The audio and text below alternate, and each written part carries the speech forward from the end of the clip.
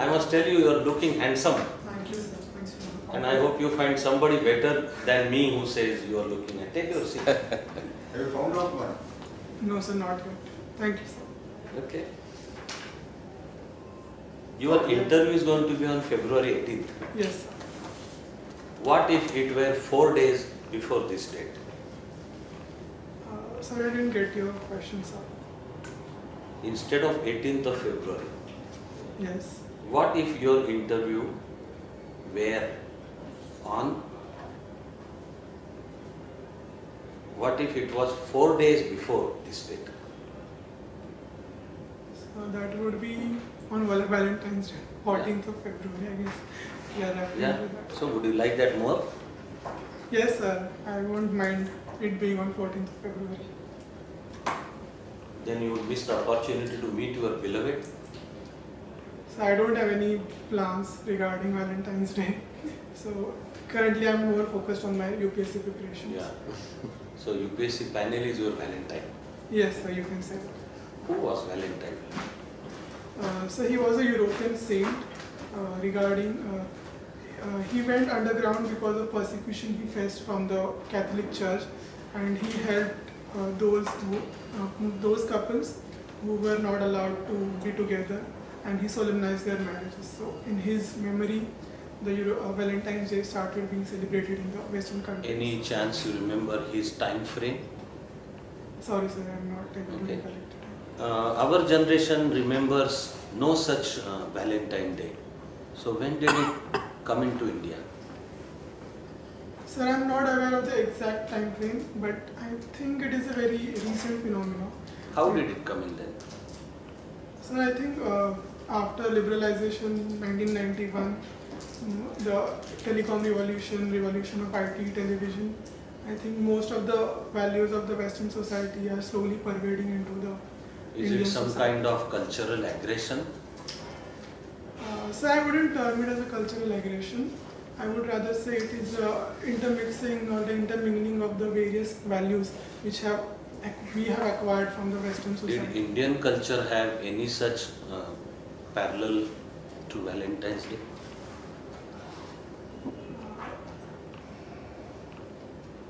I think we have, during Diwali, we celebrate Parva, where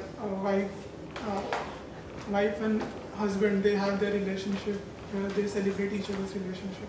I think that is the closest I What can is Holi? Sorry, sir? Holi? Yes, sir, during Holi also. What is Ranga Panchami? But sir, it is not directly related to... There is Vasanta Panchami, Yes, sir. which is actually called Madanotsav. Okay, sir. Thank you, sir. I wasn't aware of that. So the point is, we are giving up and forgetting our own civilization, and then in the name of globalization picking up things like Valentine's Day. That's why I'm saying, is it some kind of cultural aggression?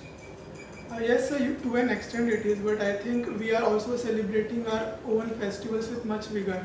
We are not forgetting those. Even the entire new generation, the Kumbh happened, it is rather happening, and many millennials, as we call the younger generation, were seen attending it for studying it for academic purposes, but they are still attending it. So I don't think we have completely forgotten. Do you also see as some sort of marketing gimmick, Valentine's Day?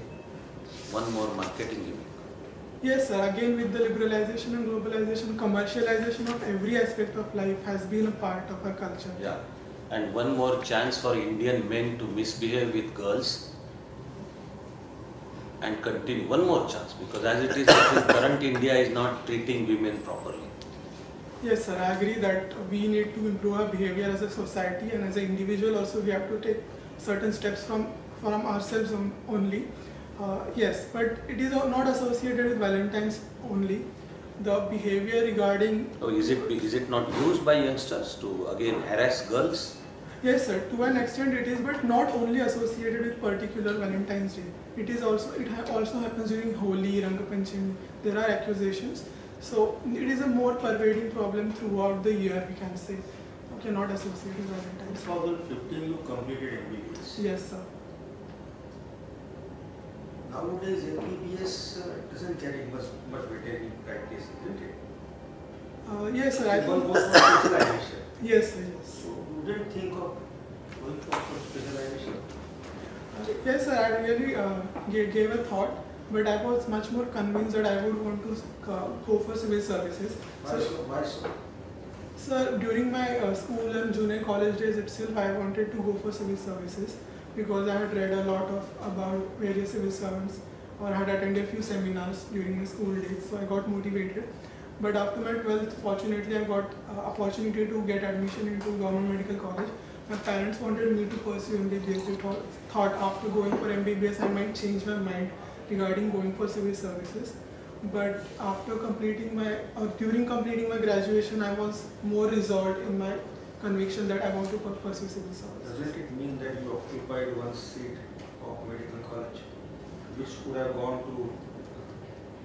Yes, sir, that is to an extent, you can say that is one way to look at it. But I think what I have gained little bit knowledge through my 4 to 5 years of graduation, I will be able to use it even in my future life.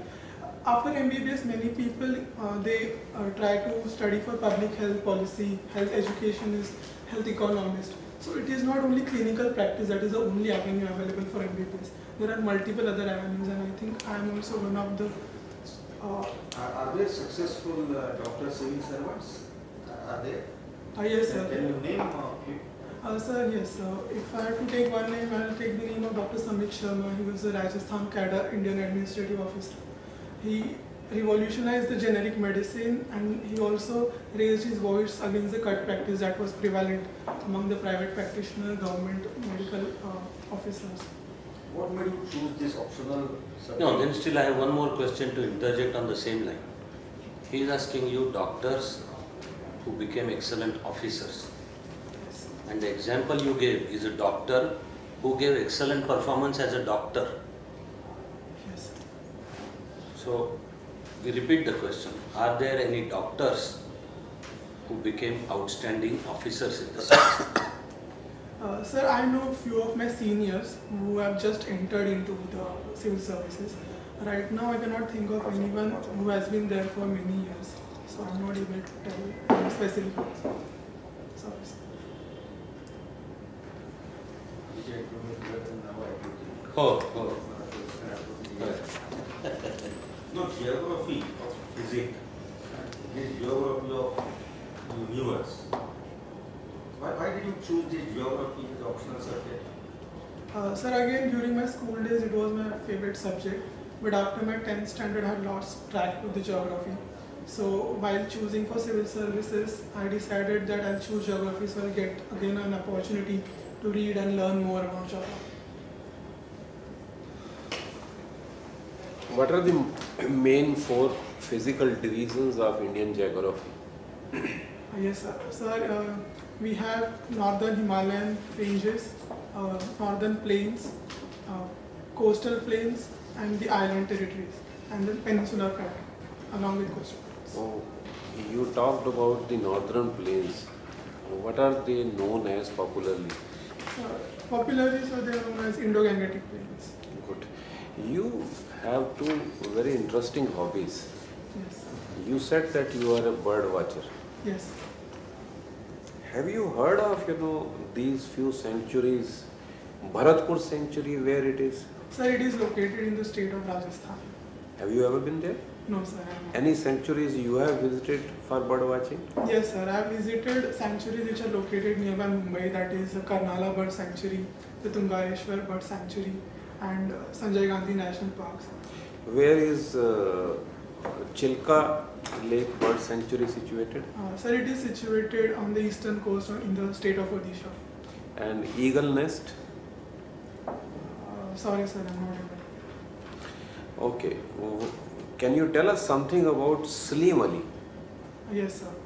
So Dr. Salim Ali is popularly known as the Birdman of India. He received royal patronage, or rather royal medal from the British Ornithological Union or Society. His autobiography by the name of Fall of the Sparrow is very popular among bird watchers or anyone who is interested in the conservation of nature. Any other famous bird watcher from India you know of? Sir, yes. Presently, there is Mohammad Dilawar. who is very famous for conservation of sparrows specifically.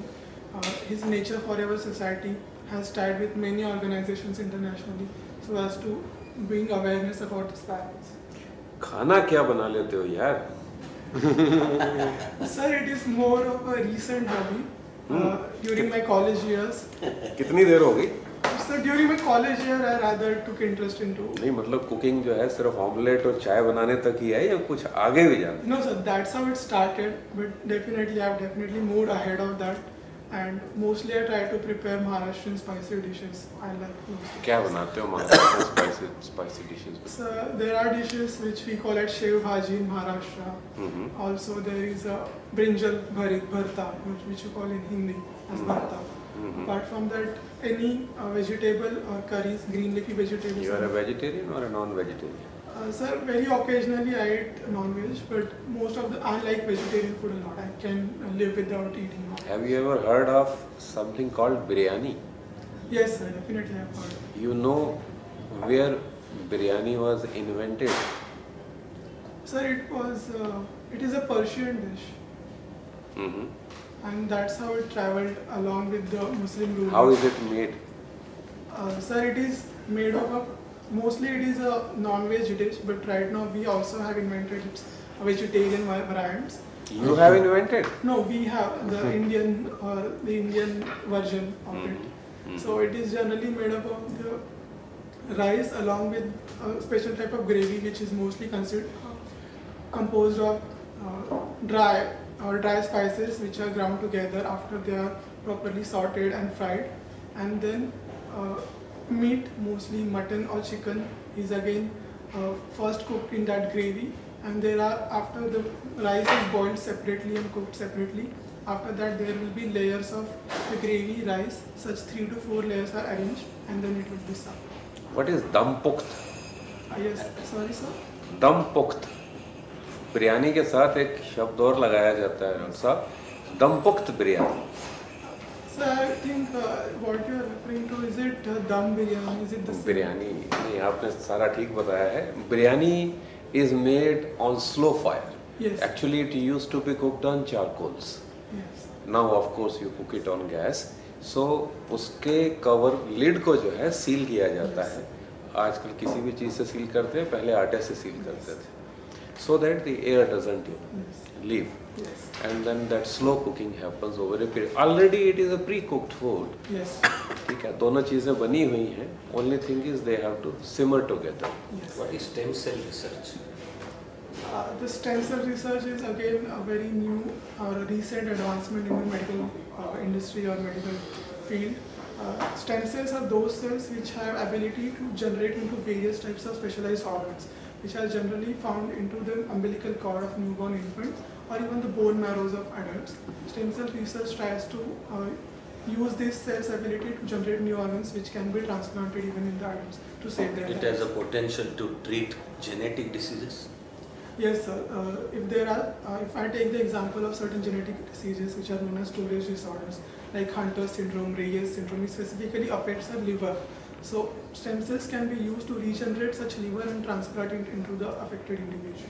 Still, there is some opposition for stem cell research in some areas. Yes, sir. Why? So because harvesting of stem cell is one of the very ethically grey area, we can say, because such stem cells are being harvested when the infant is in the blastocyst stage. So sometimes there are chances that there will be certain genetic changes that might occur, or infant might, that blastocyst might completely terminate. So whether it is ethical for the life from being able to born, that is the main part of the debate. Have Indian scientists developed any other source other than fetus to extract stem cell? Sorry sir, I'm not aware of the Indian scientist contribution. We started our discussion with cultural invasion by Indians also. In 21st century, the forms of invasions are being changed. Earlier, it was a physical invasion. Mughals came, invaded India, ruled, misruled, destroyed. Then we had the East Asians who came, Ahoms, Thais, Filipinos, and all the people who came. Then we had the Western European invasion, which came to the sea not only ruled us, they bifurcated us, they divided us, and they are coming back again in the form. And this is one of the indication of this. There is a philosophy that psychological invasion is more dangerous than the physical invasion. Do you subscribe to this view, or what are your views on this? Yes, sir. Psychological invasion in the form of imposition of alien culture into the Indian society can be harmful, as can be seen in the rising consumerism or rising materialism into the Indian society, which again has come after the more globalization or industrialization. Such invasion, it corrodes the spirit of society and takes away us from the roots, cultural roots. So it is, I think it will be a cause of concern in the future. And social media, which is spreading fast like a cancer in India, Yes, is one of the root cause of psychological invasion. yes. What do you think of the system of education where we prevent our young generation getting so easily influenced by these? Can you think of it? Excuse me. Yes, sir. First of all, we can regulate the use of smartphones or internet by the school-going children. Also, if we look at the Delhi government's happiness curriculum, which allows 1 hour specifically devoted to recreational activities like yoga, medicine, or anything which will enhance their hobbies like music, theatre, any such thing where we can divert the energies of the young children towards constructive work can be useful to. There was a person who had Lord Macaulay, 1835, and he said, I don't think it is possible for us to rule India as easily as we think, unless we change their mindset Yes, and let them believe that whatever is foreigner or whatever is westerner is good for Indians. And that's how we became almost slaves of these people. You think the cycle is coming back to the same again? yes, sir. I think the English education which he started, rather British, they had the opinion, or rather they had their aim so as to make slaves of the Indian, so that they were only in blood and in their skin they will be Indian, but in their mind and thought they will be British. But in the changing scenario, we definitely need to increase our educational or higher education which is wedded to our cultural values. The vernacular in Marathi or any Hindi, Gujarati medium schools which are declining, which we need to subsidize them or rather enhance them. Maharashtra government has taken the step ahead when Maharashtra International Education Board has been started, where Zilla Parishad schools are being linked to this board. I think it is a way forward for tackling such Good. aggression. Just for information, sir had asked you one question about Bharta. Yes. You will be happy to know Maharashtra is the first state in India which is exporting brick. It is going from Bhusawal. There is a village about 30 kilometers from Bhusawal. They are exporting packed brick, trade fruits. Okay. So Yes. it's a good thing. Yes, Why not? yes, definitely. Okay. What is the population of Bombay? So current population is around 1.5 crores. Okay. 1.5 what? Crores. You expect us to believe, presume, when you say 1.5? No, he said crores. So he just swallowed. It was hard to hear, but he said it. Yeah. Okay. So population density. So density, the suburban areas it is around 20,000 per square kilometer, and into the Mumbai city it is coming down over the last few years because of the migration from the city to suburbs. Good.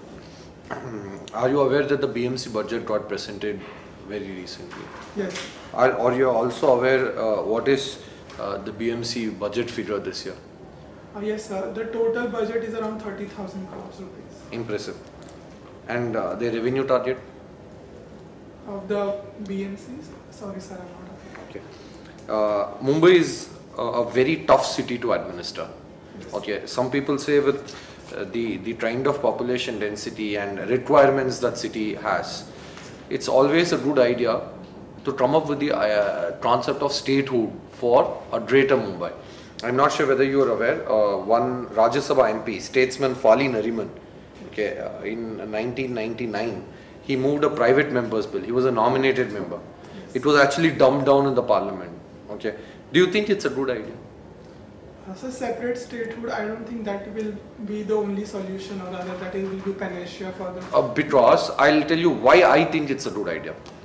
In the last 25 years, every state that has formed out of an existing big state, I'll give you examples of Uttarakhand, Chhattisgarh, Jharkhand, all these states have performed phenomenally well in terms of theory of relativity. As to how they were previously performing and how they performed post the creation of the new state. Okay, will that not be possible for Bombay also? Let's say we'll take Bombay, we'll take Thane, we'll take maybe one more district and create a state.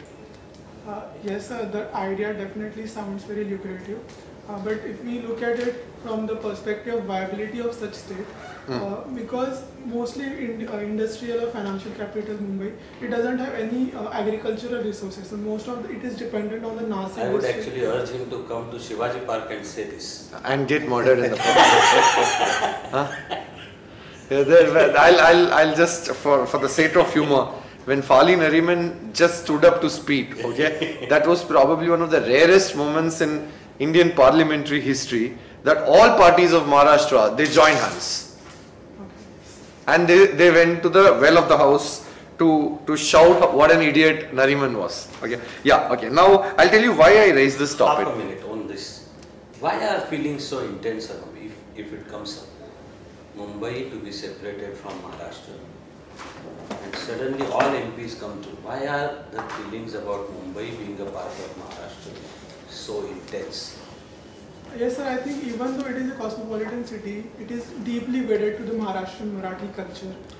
We cannot negate it. And also, if you look at the Hutatma Smarak, or the fight for the separate Maharashtra, along with Mumbai, 105 people lost their lives. So we cannot negate their.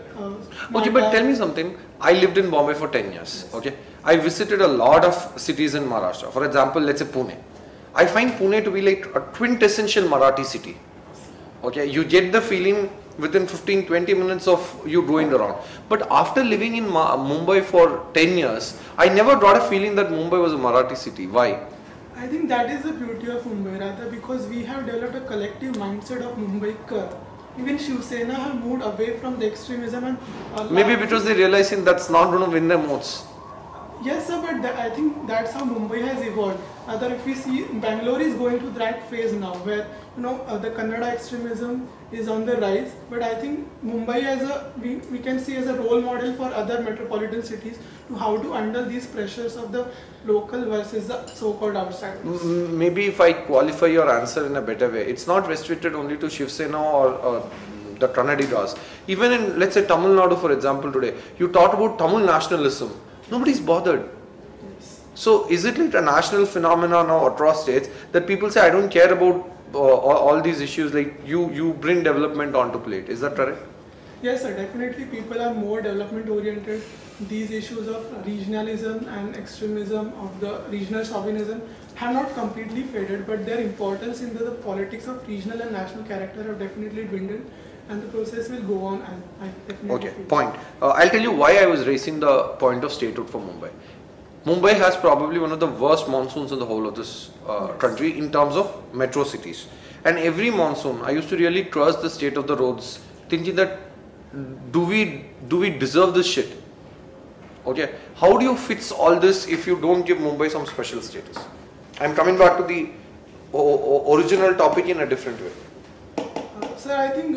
I'm sure we both acknowledge that the problem is grave. Yes. Only one particular problem I picked up, but there are like a basket of problems. Yes. How do you fix it?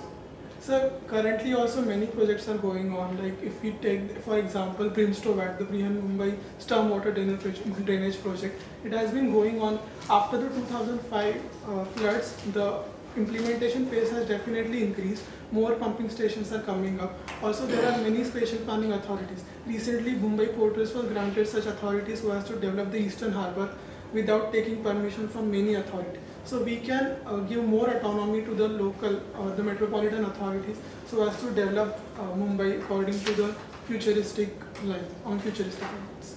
Okay, now you picked up Mumbai Port Trust, okay, because you spoke about that and I believe you live in that area, Mumbai Port Trust Yes. area. Can you tell me about the project, the BitSteel project that they're talking about, where they just want to convert that entire stretch from Wadala to CST? Yes. What can you explain to the panel? So Mumbai. I'm sure you know that it's touted as one of the biggest projects in India in terms of scale and revenue. Yes. So it is around 114 kilometers of coastline, but the eastern coastline has been neglected because of the lack of development. The current project is to develop eastern coast on the lines of the western coast, rather in more developed. The eastern marina will be developed, international cruise terminals will be developed, the floating restaurants, and also some of the land will be used for the commercial housing and affordable housing projects. What is the most important catch in this project? Why is this project like everybody is doing rah-rah about this project? Why? There's only one catch. So It's like what's the switch to this project? it is the coveted real estate property. that is Perfect. present. It's the hottest real estate property in the whole of this country. Okay, you studied in JJ College, Medical Sciences. Yes. Okay, this question, if I were to ask you to rate your hostel, okay, in terms of hygiene, okay, between good, bad, ugly, horrible, where will you categorize it? Sir, I think I would say it was bad.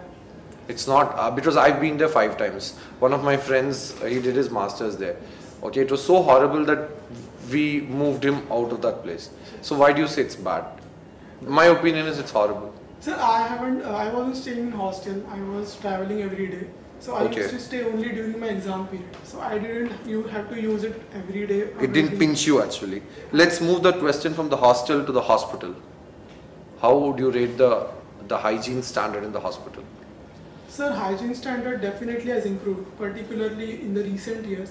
No, let's talk about like, you must have been there in 17, 16. How would you rate it for Sir, that period of time? I think it is improving. I would rate it going towards good. Yeah, it is Good. Yes. Okay. Okay. Now, talking about that, let's move to, okay, before we move to Ayushman Bharat, if it has to become really good, give me 3 ideas as to how do you fix it as an administrator. Because I go to that hospital, okay, and I go to, let's say, Hiranandani Powai, okay, and I find like this is a difference between New York and Dharavi. Yes. Yes, sir, that is true. But compared to other state government-run hospitals, JJ. Now, how would you move slowly towards world-class amenities? Because all of us deserve good medical facilities. Just because somebody cannot afford it and is poor, he doesn't deserve to be treated badly. How would you fix it? 3 solutions. Sir, first of all, I would increase the number of beds that are available, because most of the patients, they are overflowing and they are on the floor. So that is one of the reasons. So, which means I'll presume you will increase the budget. Budget, yes, and the infrastructure will be definitely has to be improved. Also, the strict implementation of the biomedical waste disposition guidelines, because currently there is no government-run complex that helps into the treatment of the biomedical waste. And apart from that, again, you increasing the number of infrastructure into the campus so as to help in disposal of the garbage, or strict punishment to the visitors, patients, relatives, those who come. But Dr. Saab, what about the fundamental question? I mean, doctors. I was told the ratio was for an ordinary outpatient 5 hours. The number of patients that a doctor in JJ hospital caters to is 62 times higher than what a normal doctor in, let's say, a private hospital around handles. He's also a human being by the end of the day, no? Yes. So don't you think that must be on the top of the priority? You get more number of doctors. Yes, sir. Yes. Okay. So Ayushman Bharat, do you think this scheme can actually be realized? I'm talking about in terms of scale and in terms of the money that's required to get this going. Because it's election season, you find some 10-20 cases here and there, you publicize it. But will this scale work? Yes, sir, I definitely think it can work, and I think rather it is a great step toward eventual realization of the universal health coverage. Currently, within 100 days, 7 lakh people got treatment through this scheme, and government is trying to increase the coverage to 50 crore people eventually. The allocation in this budget has been 6.5 thousand crores, so that is definitely improvement over the 2400 crores they had given in the last year's budget. I think we need to increase the number of people who can get the benefit. I am fears that you have spent learning medicine, you would have spent at least 20 times more. If correct me if my math arithmetic is wrong on that. Yeah, Do you think when we had a health minister 10 years back, he came up with this idea that all government doctors will have to mandatorily serve a bond period of 2 years in rural India. Yes, sir. And there was a huge protest. Yes. Okay, do you think it's a good idea or a bad idea? So even currently, the state government of Maharashtra has the proposed and rather implements this policy of 1 year compulsory bond. I think it is a good idea because whatever we have learned during our graduation period has to be given back in some ways. And I think it is a better way to ensure that those doctors who passed out from these government institutions give back something to the society. But also more long-lasting impact would be changing the medical education curriculum so as to make it more wedded to the rural requirements. Rather, during the course of graduation itself, if we make 1 year compulsory training in the rural areas, that will be more long-lasting impact. Is Trump belittling United States of America? Sir, I think there is no yes or no answer to this because no one, or rather very few people thought he will be elected. After getting elected, no one, rather very few people thought he will be actually implementing his promises which he made during pre-election campaign. So as far as whatever he is doing, it is part of his election manifesto. But in the long run, it definitely will diminish the authority of America because America is going back on many of its promises which had a much... Is he beneficial for Indian interests or is he against Indian interests? Sir, again, that depends on which sector or which decision we are talking about. If we look at the current talks that are going on regarding trade, there are chances that he might take away the generalized system of preferences. That is again very bad for India. But the trade war between China and US might eventually benefit us because China will start importing more of our agriculture and other products. So it will depend on the decisions. Is the world entering Cold War II? The phase of Cold War II? So right now it is very early to assess whether it is entering the Cold War II.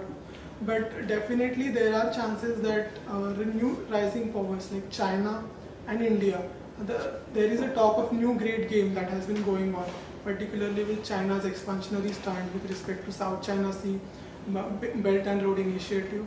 So we might be inching towards that. Thank you. Last one okay. small question, more of an curiosity to learn from you. Dr. Saab, don't you think that the bane of Indian health system is that general practitioner is dead and specialization is the name of the game now?